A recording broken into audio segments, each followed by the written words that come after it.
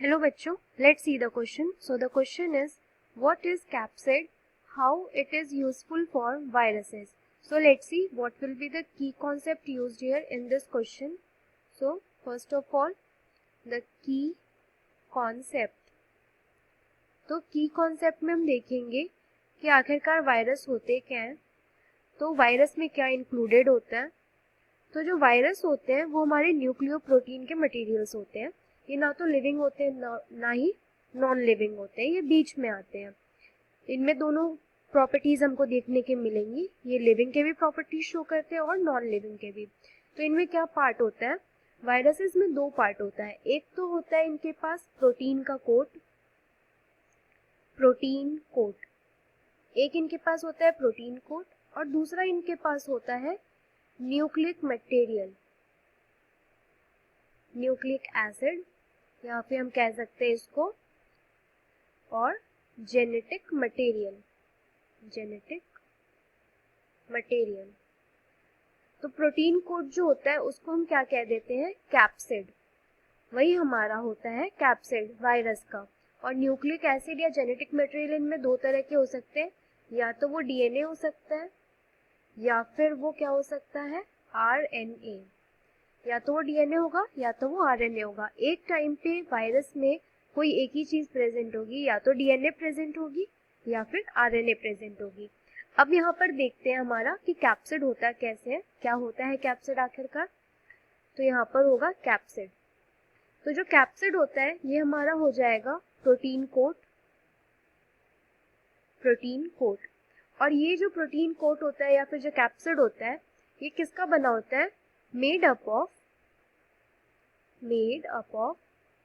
Small सब units. और ये स्मॉल सब यूनिट्स क्या होते हैं, स्मॉल सब यूनिट्स बने होते हैं कैप्सोमर्स के, कैप्सोमर्स.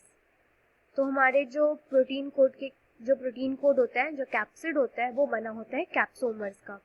तो और इन कैप्सोमर्स के अंदर ही क्या प्रेजेंट होता है, जेनेटिक मटेरियल, जेनेटिक मटेरियल इसके अंदर प्रेजेंट होता है, कैप्सोमर्स के अंदर. इनका स्ट्रक्चर कैसा होता है देख लेते हैं. जो कैप्सिड होता है इसमें जो कैप्सोमर्स प्रेजेंट है अरेंज्ड कैसे होते हैं, अरेंज्ड इन पॉलीहेड्रल और हेलिकल फॉर्म, हेलिकल फॉर्म. या तो ये पॉलीहेड्रल फॉर्म में होंगे या फिर हेलिकल फॉर्म में होंगे. किस तरीके से, यहाँ पे अगर ये हेलिकल फॉर्म में प्रेजेंट है, फॉर एग्जांपल अगर हम टीएमवी वायरस को देखें तो टीएमवी वायरस में अगर ये ऐसे हेलिकल फॉर्म में प्रेजेंट होता है तो यहाँ पर जो कैप्सोमर्स होंगे वो कुछ इस तरीके से प्रेजेंट होंगे, वो यहाँ पर हेलिकल फॉर्म में अरेंज्ड होंगे. और इसी प्रकार से ये अरेंज होते हुए एक पूरा कोट बना लेते हैं जिसको हम क्या कह देते हैं, प्रोटीन कोट और कैप्सिड. तो ये क्या बन जाएगा पूरा, इसी को हम कह देते हैं, ये हमारा क्या हो जाता है, प्रोटीन कोट, प्रोटीन कोट या फिर कैप्सिड. और इनके अंदर क्या प्रेजेंट होगा, ये जो कैप्सोमर का एक यूनिट था इसके अंदर क्या प्रेजेंट होगा, जेनेटिक मटेरियल, जेनेटिक मटेरियल इसके अंदर प्रेजेंट होगा. और वो क्या हो सकते हैं, या तो डीएनए, या तो वो डीएनए होगा या फिर वो क्या हो जाएगा, आरएनए.